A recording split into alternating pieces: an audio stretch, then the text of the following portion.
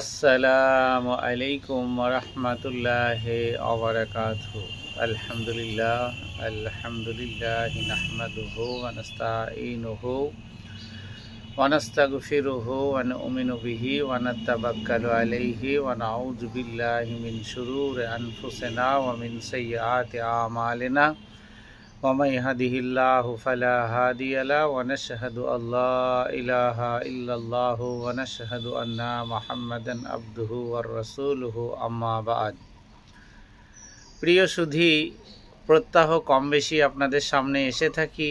আজকে যে বিষয়টা নিয়ে আসছি, সমস্যার কেন্দ্রবিন্দু তথ্যের ভিড়ে হৃদয়ের অনাহার। হৃদয় বলে একটা মানুষের ভিতরে বস্তু রয়েছে, আত্মা বলে একটা মানুষের ভিতরে বস্তু রয়েছে, কল্ব মানে একটা বস্তু রয়েছে। আমি আপনি কতটুকু জানি সেই বিষয়টা নিয়ে আপনার সামনে উপস্থাপন করব ইনশাআল্লাহুল আজিজ।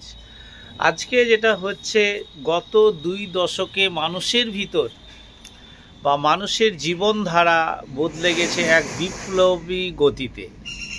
আগে মানুষ সন্ধ্যায় পরিবারের সঙ্গে সময় কাটাতো, বন্ধুদের সঙ্গে হাঁটতো, আত্মীয়র বাড়ি যেত। এখন সেই প্রতিটি স্থান জায়গা নিয়েছে আপনার হাতের স্মার্টফোন। আপনার যে হাতের স্মার্টফোন আছে, বোতাম টিপতে টিপতে টিপতে টিপতে স্ক্রিনশট করতে করতে করতে করতে আপনি সব কিছু ভুলে গেছেন। ঘুম ভাঙা থেকে ঘুম ভাঙানো পর্যন্ত আপনার ওই মোবাইলই কাজ করছে। জীবনের প্রতিটি মুহূর্ত স্ক্রিন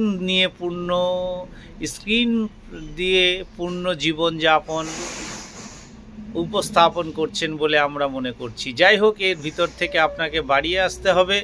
এখানে যেটা বলতে চেয়েছে, আপনি জীবন যেমন স্ক্রিন লাইট, স্ক্রিন দিয়ে বিভিন্ন রকম তথ্য আদান প্রদান, বিভিন্ন কিছু দেখা, সবটাই স্ক্রিনের ভিতরে আপনি দেখছেন।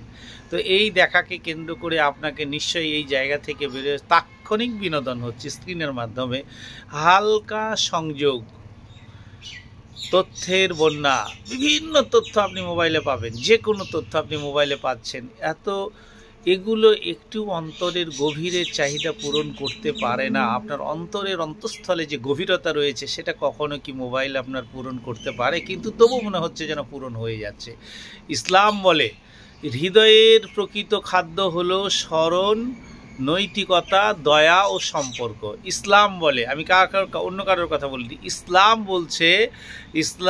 বলছে যে হৃদয়ের প্রকৃতি খাদ্য হলো স্মরণ, নৈতিকতা, দয়া ও সম্পর্ক।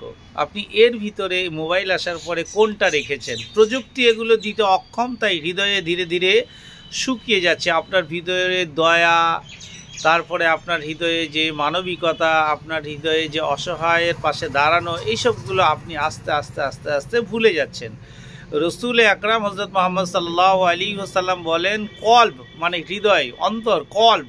এই যে কল্ব আছে আমাদের ভিতরে, বুকের ভিতরে, মানুষের প্রত্যেকের আছে কল্ব। কল্ব মানে অন্তরের যাবতীয় যা কিছু আপনি অন্তর থেকে প্রকাশ করতে পারেন, থাকলে মানুষ ঠিক থাকে। আপনার কলবই ঠিক নেই, আপনি সারাক্ষণ মোবাইল নিয়ে ব্যতিব্যস্ত। আপনার আত্মীয় পরিজনের সঙ্গে কথা বলতে বিরক্ত বোধ করেন, আপনি বন্ধু বান্ধবের সাথে কথা বলতে বিরক্ত বোধ করেন, আপনার ছেলে মেয়ের সঙ্গে কথা বলতে বিরক্ত বোধ করেন, আপনার আব্বা মায়ের সাথে কথা বলতে বিরক্ত বোধ করেন, শুধু একটাই কারণে মোবাইল।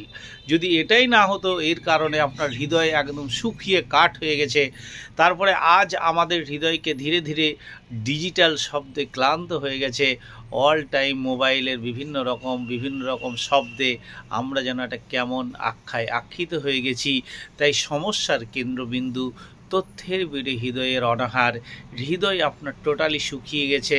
মানুষের সঙ্গে মিশতে আপনাকে ওই মোবাইলে আপনাকে মিশানো বন্ধ করে দিয়েছে। আত্মীয় পরিজনের সঙ্গে মিশতে আপনার সমস্যা সমাধান করিয়েছে, বন্ধুদের সঙ্গে মিশতে আপনার সমস্যার সমাধান করিয়েছে।